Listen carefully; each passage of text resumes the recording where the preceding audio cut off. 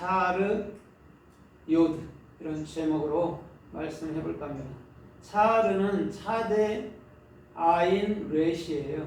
차대는 예수님께서 십자가의 정확한 나무에서 책임진다라고 얘기를 했어요. 세상에 어떤 것에도 책임질 수 있는 건 단 하나도 없어요. 예수님께서 십자가의 죽음으로 말미암아 우리를 완벽히 책임져 주신 거예요. 그런데 그곳에서는 사람의 어떤 행위나 어떠한 것들이 있질 않아요.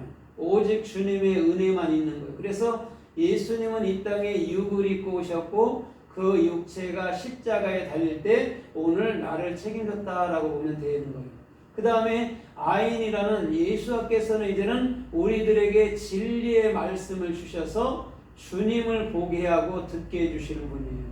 그러면 주님을 보고 주님을 듣는다라고 하는 것은 말씀 안에서만 가능한 것인 줄 믿습니다. 그래서 그 대답을 받고 난 이후에는 예수 그리스도께서 우리의 머리가 되는 거예요. 그걸 영이라고 얘기를 하는 거예요. 그러면 오늘 영에 속한 사람은 주님께서 작은 자들처럼 오늘도 그 손으로 함께 주신다라는 거예요.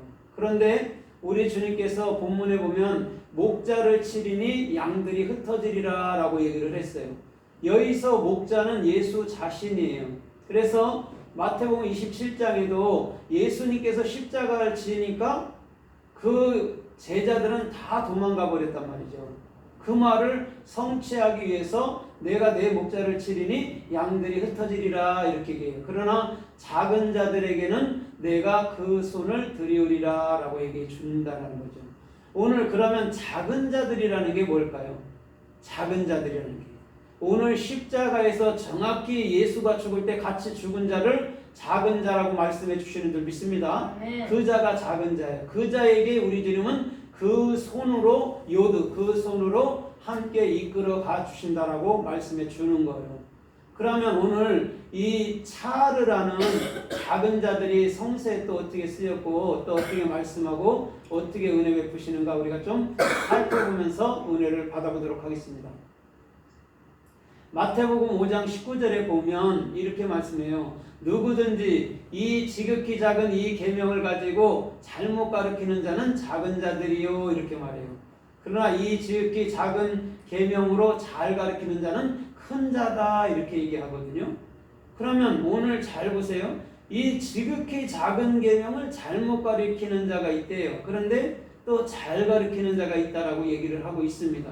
그런데 우리 주님은 작은 자들이 분명히 손을 들이운다라고 지금 말씀하고 있거든요. 그러면 지극히 작은 계명 또한 율법의 1.1획도 없어지지 않고 다 이루어진다라고 말씀하는데 마태복음 5장에서 그러면 작은 것이라는 것은 오늘 차르라는 정확한 십자가 사건에서의 그 책임지는 모든 것을 얘기해 주는 것인 줄 믿습니다.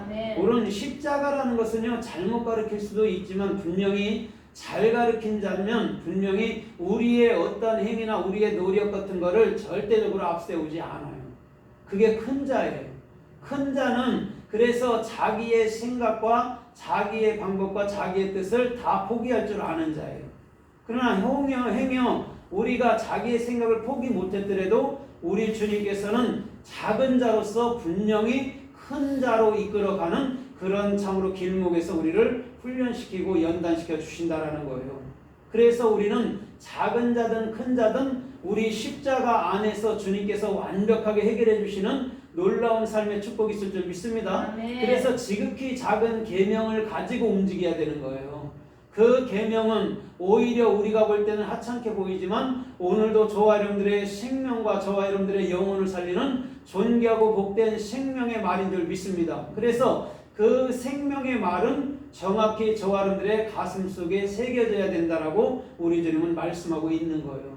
그래서 마태복음 10장 42절에서도 이렇게 말해요. 이 소자 작은 자에게 물 한 컵이라도 주는 자들은 결단코 상을 잃지 아니하리라고 분명히 얘기하고 있어요. 오늘 이스라엘에 보면 그